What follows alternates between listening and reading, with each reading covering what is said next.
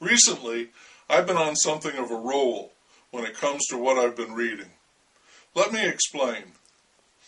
I came across a book entitled A Short Introduction to the History of Human Stupidity. What a mouthful that is. It hooked me immediately. I had to give it a try. When I got the book in my hands, disappointment began to creep in. A short introduction? I'd been expecting maybe 250 pages tops. This was 540 pages, and it was a large format book with small print. This was no short introduction. I hadn't started reading, and already I felt I'd been misled. In spite of that, since I did have the book, big as it was, I began reading. I dug in, and it was tough going. It became clear that the author's primary intention was to establish that he, awash in a world that was, and had always been, searingly stupid, he was not touched or influenced by that plague. He was definitely, emphatically, not stupid. Proof of that was on every page. His reasoning was dense and detailed. There were lots of lists on the causes of and conditions favorable to stupidity. In almost no time, as a struggling reader, I concluded that I was among the stupid, whose ranks are vast and not worthy to be holding this book. It was hard to follow and, dare I say it, boring. I hadn't thought it would be boring. I'd expected short and a lot of fun. This book was more like hearing a genius physicist drone on for hours about dark energy, fascinating for 30 seconds and then whoosh, blackout.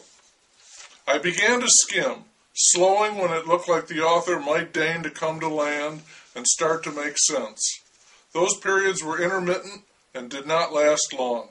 Back to skimming. Soon I was at page 540, wondering where I'd been and not a whit wiser when it came to stupidity. A sure sign, according to the author, of inveterate, incurable stupidity. Around that time, I was also reading another book, The Dumbing of America. It was written by a harsh critic of the culture, one who did not hold back. He was writing with a skewer, not a pen. In his view, our culture, which scarcely qualified to bear that name, nevertheless, our culture, meaning all that it contains and venerates, is dumb, dumb, dumb, a perspective I don't necessarily dispute. But to read the book, on, nag, nag, nag, scold, scold, bash, bash, to the point where I wanted to put it down and shout, "Shut up! Enough already!" I'd stumbled into a true curmudgeon. Nothing pleased this man. He had a particular burning contempt for Ronald Reagan. But then everything in the country met with his uttermost contempt. Our food, music, movies, television, education, communication, dress, manners, all a motley collection of crap, worthless junk, passing itself off as the latest exquisite fashion. Above all, the author found us to be fantastically pretentious, and that sham, that pretense, the absurd puffery of it all, that we're not only terminally dumb, but we're proud of it, we flaunt it, that's what bothered the author so much. Too much for me. The book was one note, one shrill, insistent note, like a warning factory whistle, and it was a relief when it came to an end. Which only found me reading a third book, entitled Stupid White Men. You might sense the theme, as it were, of this by now. The author emphatically deplored stupid white men, especially George W. Bush. Anyone in the Bush family, except possibly a distant cousin who helped him make a movie, all of those in the immediate Bush political circle, anyone who could look favorably on George W. Bush, and finally, white people, whom he held principally responsible for all the ills of the planet, past and present.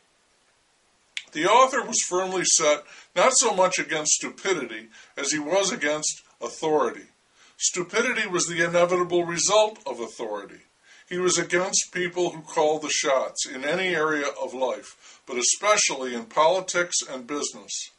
The author cast himself as an impish fellow, somewhat of an amiable, shambling doofus, who was also a relentless moral scourge. He reminded me of a jovial ghost of Christmas past who was trying to reform Scrooge by showing him the error of his ways.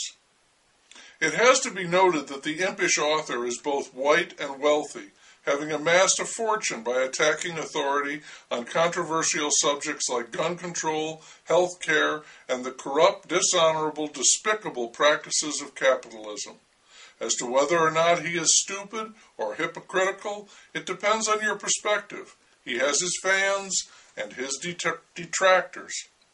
What did I learn from all of this? The authors three agree. The world is full of stupidity, bursting with stupidity. However, rather amazingly, people can and do completely disagree on exactly what and who is stupid, as in the prominent case of the third author. So it is, oddly enough, and almost shockingly, impossible to define or identify stupidity objectively, rather like the uncertainty at the heart of quantum mechanics and the question of belief in religion. It could well be impossible to write an intelligent book about stupidity. I'm not going to try, and I'm not going to read another. There's plenty of other outlets. Most days I feel as if I'm inundated with it, or as if I'm in a kind of stupid quicksand. And having read 3 books on the subject, I could say that I'm something of an authority. But what good does it do to tell myself, or anyone else, that I know quite a lot about stupidity?